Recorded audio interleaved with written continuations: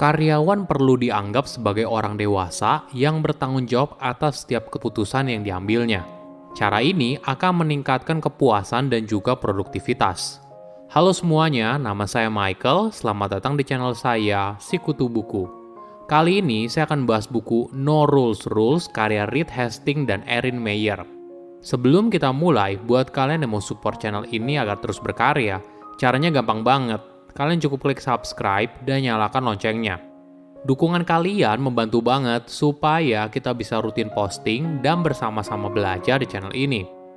Buku ini membahas rahasia di balik budaya kerja Netflix yang bisa membawa perusahaan tersebut menjadi salah satu perusahaan paling inovatif, kreatif, dan juga sukses. Tidak ada yang menyangka perusahaan yang awalnya menyewa DVD secara online kini menjadi perusahaan entertainment yang memproduksi film-film sukses dan menghasilkan keuntungan triliunan rupiah. CEO Netflix bernama Reed Hastings punya cara yang tidak biasa dalam bangun Netflix. Misalnya di Netflix tidak ada aturan soal cuti atau pengeluaran karyawan untuk kebutuhan pekerjaan. Setiap karyawan dianggap sudah cukup dewasa untuk bisa mengatur dirinya sendiri dan bertanggung jawab atas setiap keputusan yang diambil. Uniknya lagi, Netflix hanya ingin mempekerjakan karyawan terbaik. Karyawan yang biasa aja akan diminta untuk meninggalkan perusahaan dengan uang pisah yang besar. Sistem kerja yang tidak biasa ini ternyata menjadi salah satu alasan Netflix bisa merajai industri streaming film di dunia. Saya merangkumnya menjadi 3 hal penting dari buku ini. Pertama, berikan kebebasan lebih pada karyawan. Pada tahun 2000, CEO Netflix Reed Hastings datang menemui CEO Blockbuster untuk membuat sebuah penawaran. Saat itu, Netflix merupakan perusahaan startup yang kecil dan Blockbuster merupakan perusahaan rental DVD yang besar dengan valuasi mencapai 84 triliun rupiah dan 9.000 toko di seluruh dunia. Reed menawarkan Blockbuster untuk membeli Netflix seharga 700 miliar rupiah dan mengizinkan Reed dan partnernya untuk menjalankan layanan rental video untuk Blockbuster. Namun tawaran ini ditolak. Ternyata ini merupakan kesalahan yang besar. 10 tahun kemudian, Blockbuster mengajukan pilot dan Netflix mendominasi pasar.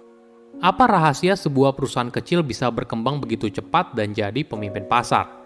Ternyata hal ini terletak dari budaya kerja Netflix dan sistem pengambilan keputusan yang sifatnya desentralisasi.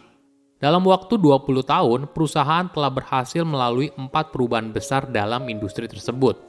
Mulai dari layanan DVD via pos, lalu berkembang menjadi layanan streaming, kemudian menuju penyedia konten dari studio lain, dan yang terbaru adalah memproduksi sendiri film dan acara televisinya.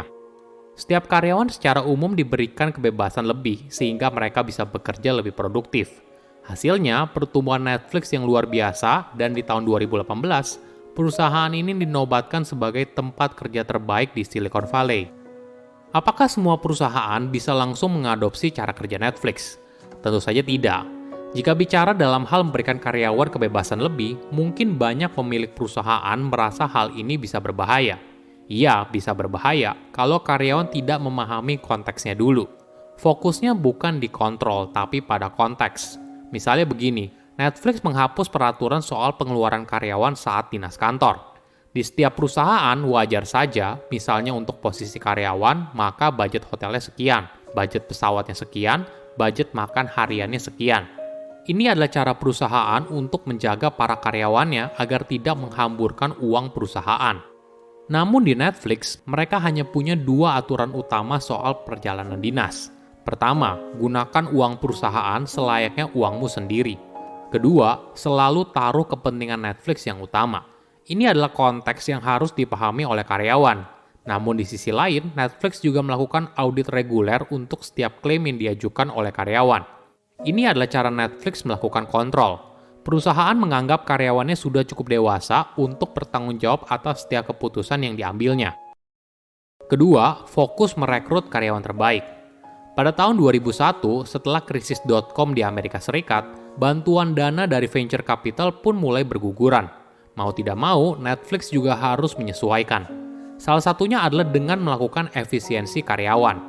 Mereka harus melepaskan sepertiga total karyawannya sejumlah 120 orang.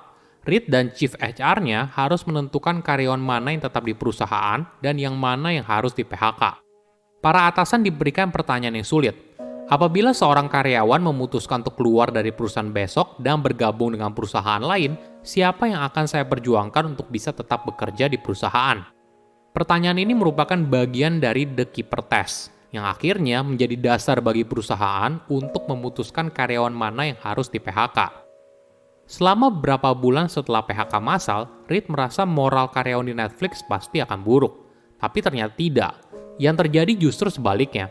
Reed mengingat pada masa itu, seluruh isi kantor malah diisi oleh karyawan yang benar-benar mencintai pekerjaannya. Ini adalah pelajaran yang berharga. Jika kamu punya tim yang terdiri dari 5 karyawan luar biasa dan 2 karyawan biasa aja, maka 2 karyawan ini akan menghisap energi si manajer. Alhasil, manajer itu tidak punya waktu untuk karyawan yang luar biasa, mengurangi kualitas diskusi dalam grup, dan mengurangi efektivitas. Kenapa begitu? Ketika 2 karyawan biasa ini berbuat salah atau hasil kerjanya jauh di bawah rekan yang lain, maka hal ini akan mempengaruhi performa sebuah tim. Lama-kelamaan, karyawan top talent merasa kalau diri mereka tidak perlu berkontribusi secara maksimal. Toh yang lain juga kerjanya buruk dan tidak ada hukuman yang diberikan kepada orang tersebut. Inilah yang membuat performa perusahaan lama-kelamaan menjadi semakin buruk. Namun ketika semua karyawan di dalam sebuah tim bekerja maksimal, punya semangat untuk menang yang tinggi, dan bersedia berkontribusi untuk mencapai hasil yang terbaik, maka hal ini akan menciptakan sebuah keajaiban. Ketiga, perusahaan bukan keluarga. Apakah kamu sering dengar kalau budaya sebuah perusahaan seperti layaknya keluarga? Mungkin di zaman dulu hal ini menjadi sebuah selling point, tapi di era sekarang kita mungkin menganggap jawaban itu sebagai red flag. Wajar saja kita tidak bisa menyamakan sebuah perusahaan dengan keluarga. Analoginya begini, orang tua tidak akan merekrut anak-anak karena mereka adalah anak yang terbaik, tapi karena mereka memiliki hubungan darah dengan orang tua tersebut. Orang tua juga tidak bisa memecat anak mereka apabila mereka tidak menunjukkan hasil yang diharapkan. Netflix punya perspektif yang berbeda. Netflix melihat sebuah budaya kerja timnya sebagai tim olahraga profesional. Setiap orang punya posisi yang penting dan hanya yang terbaik yang berhak di posisi tersebut. Dalam sebuah tim, mereka juga masih punya ikatan dan peduli pada pribadi satu sama lain. Apa kesimpulannya? Pertama, budaya kerja perusahaan menentukan kesuksesan. Dalam waktu 20 tahun, Netflix telah berhasil melalui 4 perubahan besar dalam industri tersebut. Mulai dari layanan DVD via pos, lalu berkembang menjadi layanan streaming. Kemudian menuju penyedia konten dari studio lain, dan yang terbaru adalah memproduksi sendiri film dan acara televisinya. Ternyata rahasianya terletak pada budaya kerja Netflix dan sistem pengambilan keputusan yang sifatnya desentralisasi. Setiap karyawan secara umum diberikan kebebasan lebih sehingga mereka bisa bekerja lebih produktif. Kedua, fokus pada karyawan dengan kinerja tinggi. Dalam sebuah tim pasti ada karyawan yang punya kinerja tinggi tapi ada yang biasa aja. Di Netflix, perusahaan memilih untuk melepas karyawan dengan kinerja yang biasa-biasa aja. Kenapa? Karena hal ini bisa mempengaruhi kinerja tim secara keseluruhan dan pada akhirnya mengurangi produktivitas dalam sebuah tim. Ketiga, perusahaan bukan keluarga. Ingat, perusahaan bukanlah keluarga, karena keluarga tidak akan memecat anggota keluarga lainnya hanya karena kinerjanya yang buruk. Perusahaan lebih baik dipandang sebagai sebuah tim olahraga profesional. Setiap orang punya fungsinya masing-masing dan berusaha menjadi yang terbaik untuk mendapatkan posisi di dalam sebuah tim. Silakan komen di kolom komentar pelajaran apa yang kalian dapat ketika baca buku ini. Selain itu, komen juga mau buku apa lagi yang saya review di video berikutnya. Saya undur diri, jangan lupa subscribe channel YouTube Sikutu Buku. Bye-bye.